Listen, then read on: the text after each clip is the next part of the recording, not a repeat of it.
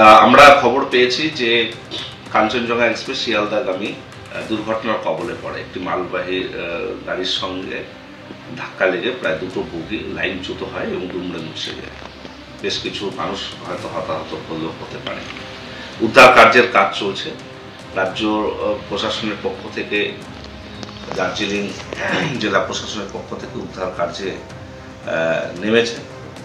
Police প্রশাসনের পক্ষ থেকে উত্তরবঙ্গ রাষ্ট্রীয় পরিবহন নিগমের সঙ্গে আমার সঙ্গে যোগাযোগ করা হয়েছে বেশ কিছু গাড়ি দেওয়ার জন্য, যারা আটকে রয়েছে যাত্রীদেরকে গন্তব্যস্থলে পৌঁছে দেওয়ার জন্য। যে যদি দূরপাল্লার ট্রেনের এই লাইন বন্ধ থাকে বেশ কিছু সময় ধরে, অর্থাৎ আজকে, তাহলে আমরা কলকাতাগামী অ্যাটলিস্ট আরও 1-2টি বাসের সংখ্যা আমরা বাড়াবো, যাতে করে মানুষ নিশ্চিন্তে কলকাতা পর্যন্ত পৌঁছতে পারে।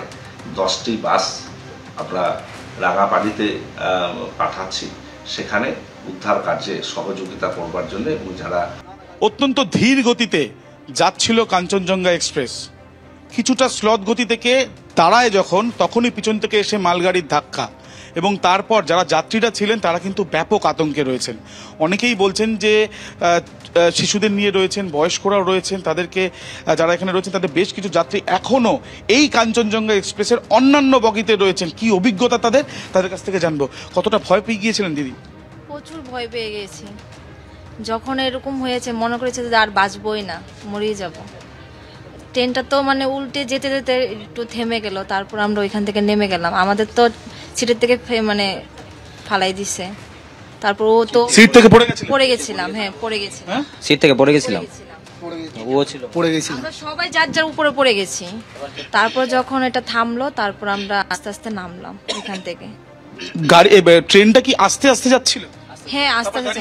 হ্যাঁ, দাঁড়িয়ে গেছিল। হ্যাঁ, ব্রেক মারলো, হ্যাঁ, ঝাক্কা মারলো। আমরা তো মনে করছি ভূমিকম্পনই হলো, ওটা ভূমিকম্পের মতো।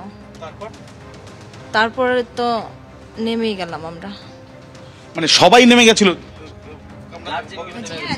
যা যে যেভাবে পারছে সেভাবে নেমে যাচ্ছে। হ্যাঁ। আপনারা মানে কোথায় যাচ্ছিলেন? কোথায়? শিয়ালদা যাচ্ছিলাম। কোথা থেকে যাচ্ছিলেন? আগরতলা থেকে শিয়ালদা। আপনার নাম? টুটন দাস। অন্তরা দাস। এখন কিভাবে যাবেন? কোনো সাহায্য রেলের থেকে কিছু?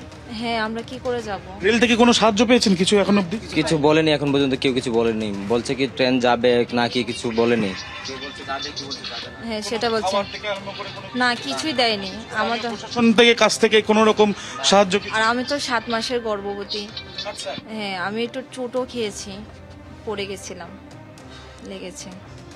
তারপর তো আমি আস্তে আস্তে নেমেছি।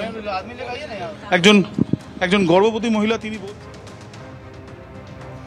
ট্রেনের ভিতরে যারা ছিলেন ঝাঁকুনির তীব্রতায় একে অপরের ঘাড়ে গিয়ে পড়েন, রীতিমতো হুড়োহুড়ি পড়ে যায়। আর এই আতঙ্কিত যাত্রীদের কিন্তু ইতিমধ্যেই নির্দিষ্ট গন্তব্যে পৌঁছানোর জন্য উত্তরবঙ্গ পরিবহন নিগম তারা বাসের ব্যবস্থা করেছে।